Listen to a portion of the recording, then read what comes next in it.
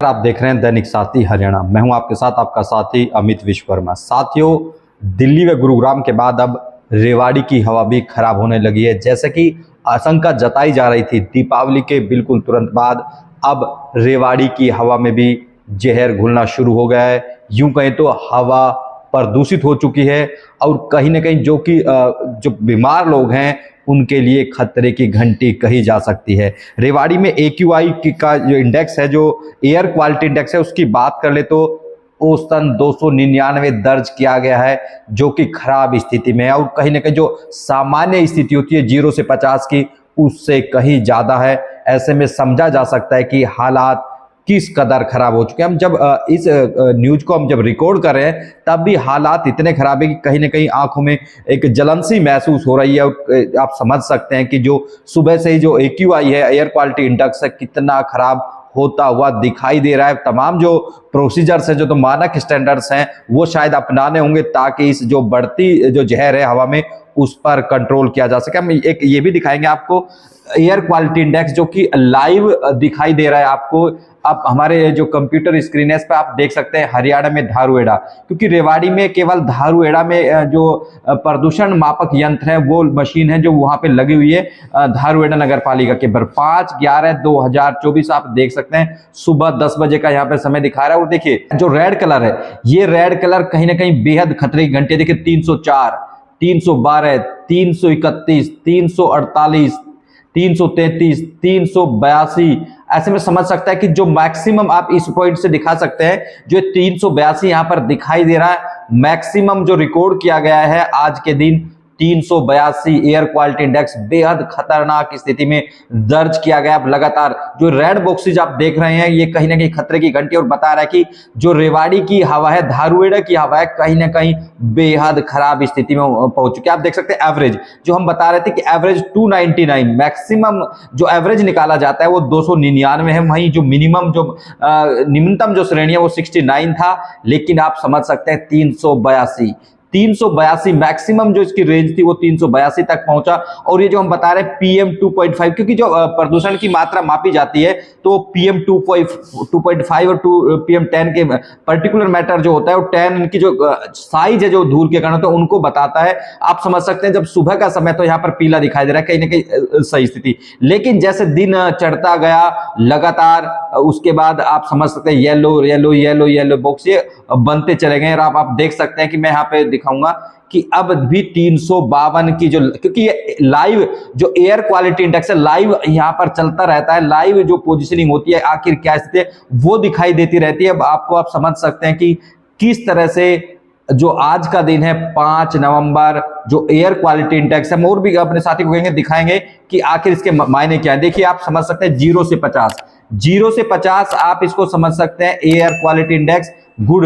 Green है तो good quality, मतलब बेहतर स्थिति में कहा जा सकता है। लेकिन जैसे ही 51 से 100 की श्रेणी में पहुंचे, सेटिस्फैक्ट्री मतलब संतोषजनक श्रेणी में कहा जा सकता है। ग्रीन थोड़ा कम हो गया, मतलब ग्रीनरी पर इफेक्ट पड़ा है। Minor breathing discomfort to sensitive people, मतलब यहाँ हल्का सा आपको सांस लेने में दिक्कत हो सकती है। अब बात करते हैं 101 से 200, मतलब मॉडरेट स्थिति में काम चल सकता है। येलो सिंबल इसको हम इंडिकेट करते हैं, संकेत से बताते हैं कि येलो इसका सिंबल होता है, पीला सिंबल होता है breathing discomfort to the people with the lungs asthma and heart disease. जिन लोगों को अस्थमा का इश्यूज है, अस्थमा की बीमारी है, या फिर फेफड़ों की बीमारी है, या हृदय रोग हार्ट डिजीज है, उनके लिए कहीं ना कहीं ये खतरे की घंटी यहां से शुरू हो जाती है जब कंडीशन 101 से 200 पर पहुंच जाती है।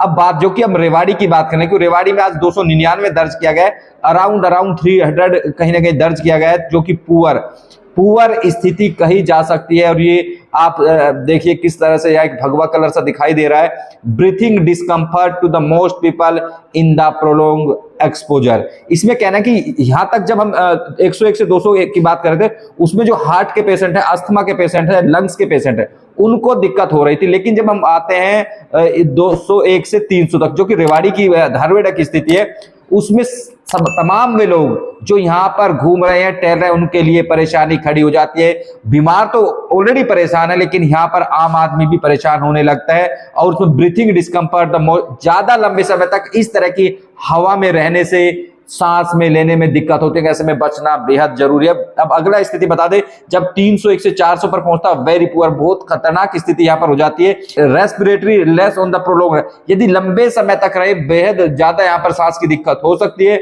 और यदि सीवर कंडीशन बेहद 401 से यदि 500 तक जाता है तो वो सीवर कंडीशन कही जाती है।